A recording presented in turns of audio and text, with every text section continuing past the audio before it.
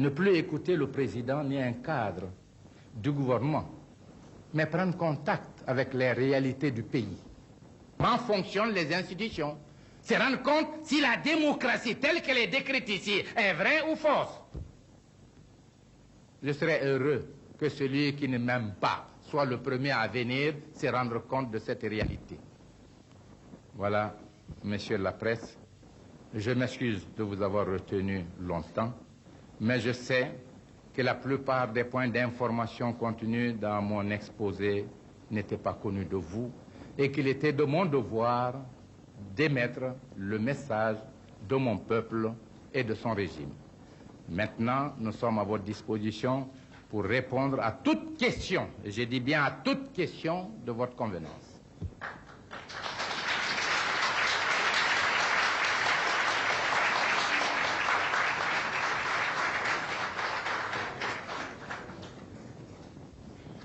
Bon. Je suis à l'aise et je parle sans orgueil.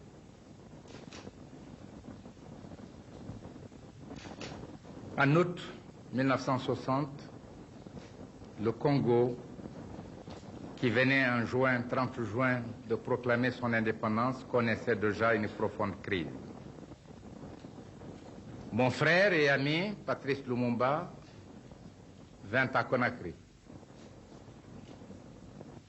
Il m'exposa ses difficultés et me demanda une forme d'aide qui consistait à inviter tous les gouvernements des pays indépendants d'Afrique à coordonner une action de soutien pour préserver l'indépendance du Congo. Ensemble, nous lançons donc un appel. Les femmes françaises du sort de leur mari. Alors, je veux savoir, nous savons que vous avez reçu hier soir à Paris. Alors, est-ce qu'on peut s'attendre au retour en donné à quelques précisions sur le sort de ces maris, par exemple la notification des décès, des certificats de décès, et leur envoi à ces femmes, et les éclaircissements véridiques sur le sort de ce mari? Deux questions de valeur. La première, mon appréciation de la presse. Deuxièmement, le problème des femmes françaises, avec sous-question précisant le rôle de cette femme. Lorsque des journalistes connaissent parfaitement la vérité et laissent une fraction de la presse induire en erreur l'opinion sans corriger l'erreur, pour moi, il s'agit de la presse française. Le silence devant le crime a ses implications de responsabilité dans le crime commis. Pas plus tard que l'autre jour, la presse française un journaliste vient en Guinée, dimanche, me dit: je voudrais vous soumettre à une interview si vous voulez bien, mais excusez-moi, je dois quitter immédiatement Conakry. Je lui fais un peu de boutade. J'ai dit: vous êtes des dictateurs. Vous débarquez alors que j'ai des chefs d'État autour de moi. Vous dites: il faut l'interview tout de suite et vous devez prendre à telle heure votre avion. Je me mets au garde à vous. Je dis: j'obéirai. Bon, je lui donne l'interview. Et son programme a été respecté. Et voilà donc la télévision française qui, pour préparer mon arrivée, diffuse cette interview. Mais cette même télévision française, alors que je suis l'invité du président de la République française, donne la parole à des Guinéens qui sont ici pour m'insulter. Je ne le ferai jamais à un Français. Ceci dit en passant. Si j'invite le paysan, l'ouvrier français, à plus forte raison le chef de l'État français, il jouira de la dignité. Et le général de Gaulle, avec qui j'avais un divorce idéologique, l'a écrit dans ses mémoires. Il n'a été reçu nulle part mieux qu'à Conakry. Et c'est l'hommage qu'il nous a rendu. J'ai pris mes responsabilités en disant aux Guinéens: quiconque prononcera un mot contre la dignité de la France ou du général de Gaulle, j'ai dit au mas de régler son compte. il aura insulté la nation guinéenne. Voilà la conception que j'ai. Et cet homme à qui vous faites le privilège de l'égaler aux représentants de la Guinée, vous payez par son mépris. Il se déclare à vous que lui, il appartenait au gouvernement guinéen. Il était ministre des Affaires sociales. C'est sur la bande, écoutez. Un vulgaire inconnu qui n'a jamais appartenu à un gouvernement guinéen, puisque depuis 1957, Dieu merci, je préside aux destinées du gouvernement guinéen. Je le constitue au sein des directions politiques de mon pays. Mais il n'a pas hésité à dire à vous qu'il est ancien membre du gouvernement guinéen. C'est le mépris avec lequel il vous a payé. Donc, quand je dis la presse, ceux qui connaissent la vérité et qui ne veulent pas la rétablir, n'assument-ils pas une certaine responsabilité? Bon. Maintenant, le problème des femmes. Vous avez dit, vous n'avez pas placé sous un angle personnel. Vous avez érigé la défense sous l'angle des droits de l'homme.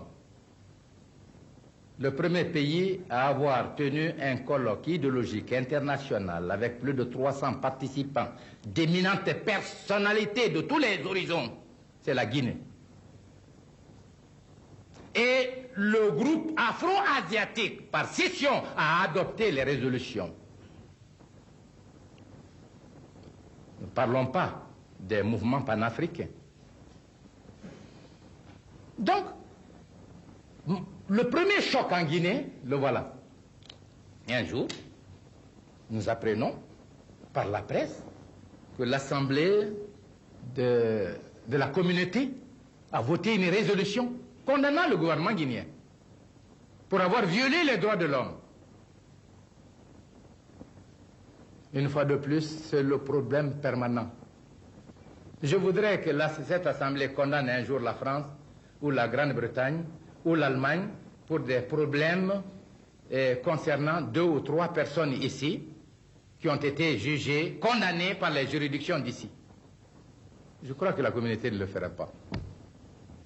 Non, on le fait parce que nous sommes ce que nous sommes. Deuxièmement, ces femmes, à partir de la presse, laissent croire qu'elles sont victimes. Elles sont victimes de quoi? Je voudrais le savoir. Est-ce que leurs maris ont été poursuivis pour délit de presse, pour activité politique? Je voudrais le savoir. Où sont-ils impliqués dans le complot dont la Guinée a été victime? Je voudrais le savoir. Je viens de vous dire que tous ceux-là n'ont été poursuivis que pour complot. Et parmi l'une des femmes, elle se réclame d'un mari. Je vous apprends un secret. Voilà Madame Touré. Elle est là. C'est son oncle. Il s'agit de son oncle, du frère de sa maman. J'ai des parents dans les comploteurs. Chacun d'eux a des parents. Lui, il a des parents. C'est un événement extraordinaire qu'a vécu notre peuple. J'aurais préféré, je vous l'ai dit tout à l'heure, la lutte des idées. C'est là mes chers. Personne n'a le monopole de la vérité. Et la contradiction politique est une essence de dynamisation de la vie dans un pays. Mais pas la trahison. Pas se faire vendre au régime étranger, percevoir des sommes, prendre les armes contre son propre peuple. Ça, c'est l'indignité, la forfaiture. J'en parle toujours avec peine. Que cette femme, si elle était venue à Conakry, dire « Ah, j'ai besoin d'un certificat, j'ai appris ceci et cela », elle l'aurait eu tout de suite. Elle sait comment elle est venue avec les enfants. Je vous l'ai dit tout à l'heure. Elle sait qui a payé les transports. Donc, respect de ces rapports, elle serait venue, elle aurait eu ce qu'elle demandait. Mais elles vont saisir la communauté pour traîner dans la boue la Guinée. Je ne réponds pas. Elles saisissent certains journaux pour nous traîner dans la boue. Je ne réponds pas. Et vous voyez, depuis qu'on est là, à toute interview, on parle de cela. C'est cela qui fait le rapport entre l'Afrique, entre la Guinée et la France. Ne me donnez pas cette impression. Ma volonté est ardente, mon esprit est sain.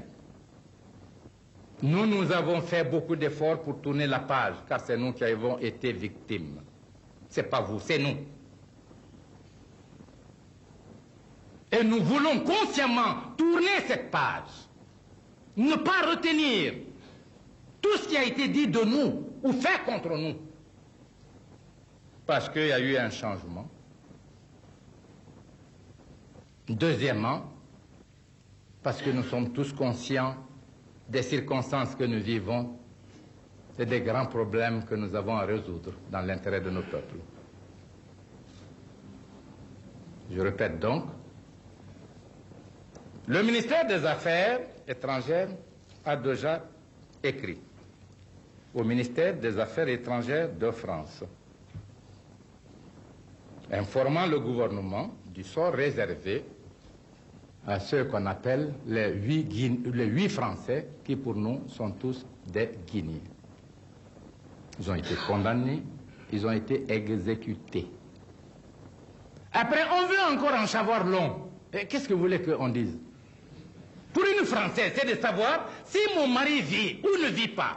Parce que la législation française ne peut pas la considérer veuve, la libérer ou lui donner quelques pensions si le certificat n'est pas établi. Mais le gouvernement vous a déjà écrit. Qu'est-ce que vous voulez maintenant savoir? Qu'est-ce que vous voulez? À moi de poser la question.